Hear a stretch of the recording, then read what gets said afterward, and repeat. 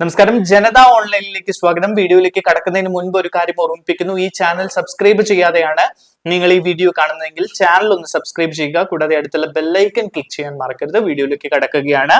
ജമ്മു കശ്മീരിലെ ബന്ദിപ്പോറയിൽ സുരക്ഷാ സേനയും ഭീകരരും തമ്മിലുണ്ടായ ഏറ്റുമുട്ടലിൽ ലഷ്കർ ഇ ത്വയ്ബ കമാൻഡറെ വധിച്ചതായി നിർണായകമായിട്ടുള്ള റിപ്പോർട്ട് പുറത്തുവരികയാണ്. പഹൽഗാം ആക്രമണവുമായി ബന്ധപ്പെട്ട് ഇന്ത്യ പാകിസ്ഥാൻ സംഘർഷം തുടരുന്നതിനിടെയാണ് ഇപ്പോൾ നിർണായകമായിട്ടുള്ള ഒരു നീക്കം ഇന്ത്യൻ സൈന്യം നടത്തിയിരിക്കുന്നത്.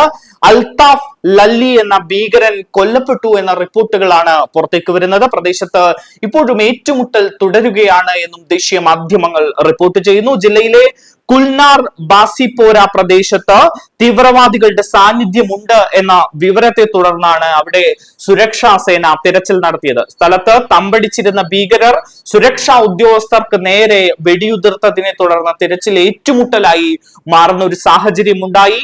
കശ്മീരിലെ സ്ഥിതിഗതികൾ വിലയിരുത്തുന്നതിനും മറ്റുമായി അമിത്ഷായുടെ നേതൃത്വത്തിൽ ഇന്ന് ഉന്നതതല യോഗം ചേരുന്ന സാഹചര്യമുണ്ട്. അതിനിടയിലാണ് ഇപ്പോൾ നിർണായകമായിട്ടുള്ള ഈ റിപ്പോർട്ട് പുറത്തു വരുന്നത്.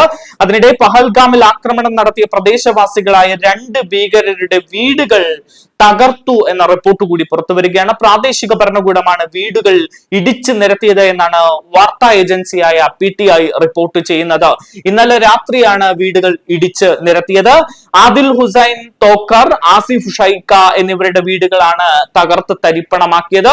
തോക്കർ അനന്ത്നാഗ് സ്വദേശിയും ഷെയ്ഖ് പുൽവാമ സ്വദേശിയുമാണ്.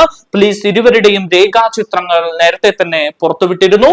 തകർത്ത വീടുകളിൽ സ്ഫോടക വസ്തുക്കളും ഉണ്ടായിരുന്നു എന്നാണ് ദേശീയ മാധ്യമങ്ങൾ റിപ്പോർട്ട് ചെയ്യുന്നത്. അതേസമയം പഹൽഗാമിൽ നടന്ന ഭീകരാക്രമണവുമായി ബന്ധപ്പെട്ട ഭീകരരെ കുറിച്ചുള്ള കൂടുതൽ വിവരങ്ങൾ കൂടി ഇപ്പോൾ പുറത്തേക്ക് വരികയാണ്. എന്തായാലും ഹാഷിം മൂസ, അലിഭായ് എന്ന തൽഹ, ആദിൽ ഹുസൈൻ തോക്കർ എന്നിവരുടെ ഇവരുടെ കൂടുതൽ വിവരങ്ങളാണ് ഇപ്പോൾ പുറത്തേക്ക് വരുന്നത്. കഴിഞ്ഞ ദിവസം ഇവരുടെ രേഖാചിത്രം പുറത്തുവിട്ടിരുന്നു.